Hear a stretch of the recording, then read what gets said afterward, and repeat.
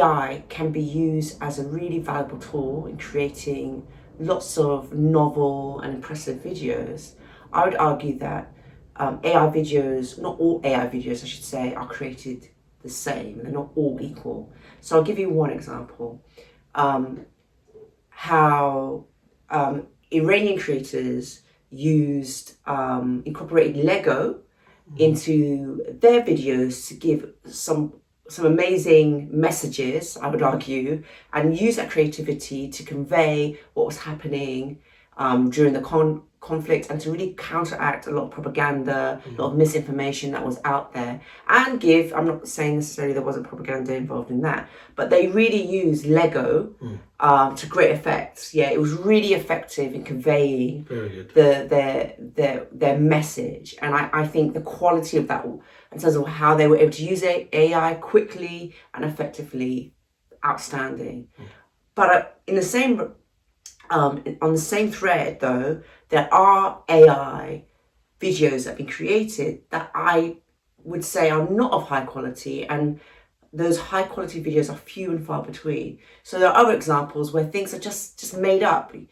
People say, an event occurred and it just didn't occur. So there's a spectrum of these things. They are things where they involve criminal activity, or they involve alleged allegations, serious allegations, to the ones that seem mundane. Like, so for example, the video where you had those dogs choosing those owners, and that was really sweet, and it seems very harmless, but it's not real. It's not real. So, and then how do people distinguish between what is real and what will not? Because people get carried away with those emotions. I thought it was so sweet, these dogs choosing their owners, but actually that's not what happens, right? And think about all those dogs that are in dog shelters and don't get picked. Are we saying that that's the way it kind of works? Yeah, but listen, let's not act like Total Recall in the mid 80s didn't tell us this. The idea itself of Total Recall, of virtual reality eventually becoming something that replaces normality, these messages were there in the films growing up, and now fast forward, we're in that moment where some people may be happy about things that are not necessarily real. And just because me and you are not happy, can we say that it's wrong for someone else to feel happy about it? Do you know what I mean? That's where the subjectivity comes into it, I think, personally. I'd rather, like you, deal with things that are real, but I do, again, going back to the inevitability of what's happening. They're trying to install a new program, and we have to pick and choose as to, number one, whether we want to use it or not, and if we do decide to use it, how we're going to use it.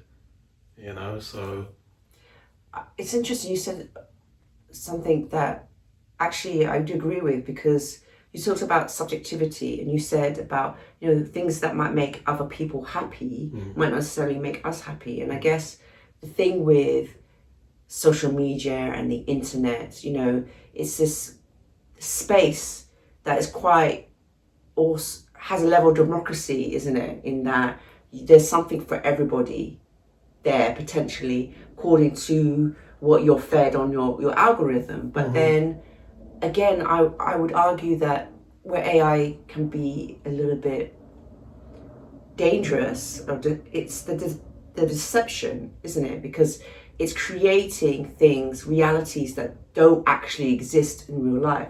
So there was an argument, do you remember when people were arguing when we were younger about how much TV kids were watching? It was a big deal, in terms of how much TV we were consuming, because again, they were worried that kids watching TV wouldn't understand that actually, if you're in a gunfight, people get shot.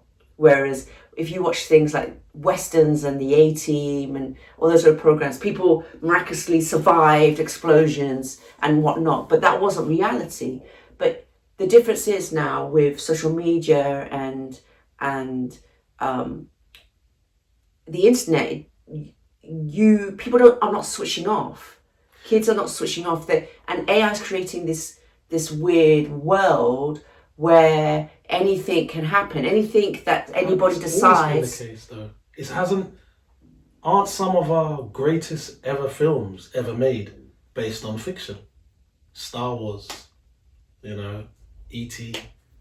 There's so many examples I can give of films that we've all watched and embraced and loved and cherished that are steeped in fiction. Yes, but what I'm talking about really relates to those things that are made to look like real life, like everyday life, rather than... So I think AI is really good in those genres, like sci-fi. It really lends itself well to sci-fi because you're creating these different realities that we know, as far as we know, do not exist in real life. So it is a way of immersing. You can create aliens, in great detail. So what's the difference is the question. What's the difference? The difference for me is when you're creating things with AI to mimic normal events, where you're distorting reality, where you're creating a scenario. That's this whole thing of fake news, right? You're creating now, you can visually create things that did not exist and they look real. Deepfakes, right? Yeah. And that's again a disadvantage of AI for me, because now you cannot, at the moment, we're on this cusp, there's this line where we can more or less see in most videos now where it's not real, but it's really hard now. And as you said before, AI is just going to get better. There's an inevitability of it. It's just going to get more refined. And now we can't see the difference. We're at the point where we can't distinguish the difference anymore. So anybody can put out anything and we will take it as truth. Yeah. It's like with technology. It's like with cameras, right? Remember cameras when they first came, or like phones on cameras, they were like 2 megapixel, 3 megapixel, and they started, they would release more cameras that had greater power in terms of pixelation.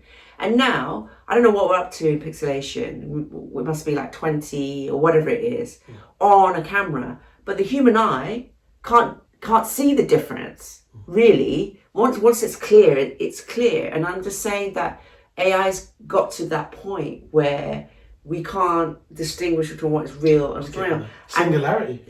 Singularity. And we might be able to be analytical and say, okay, well that didn't happen because of these X, Y, and Z. But there's a lot of people who believe what they see, what they read, and what they consume on the internet. So yeah, listen. Clearly, there are a lot of opinions to be had here. The debate is just gonna rumble on and on. Thank you so much, ladies and gentlemen, for joining us on this engaging discussion. There's going to be plenty more moving forward in relation to this. Subscribe to the channel and leave a like and a comment, and let's get this conversation moving. Take care. Peace.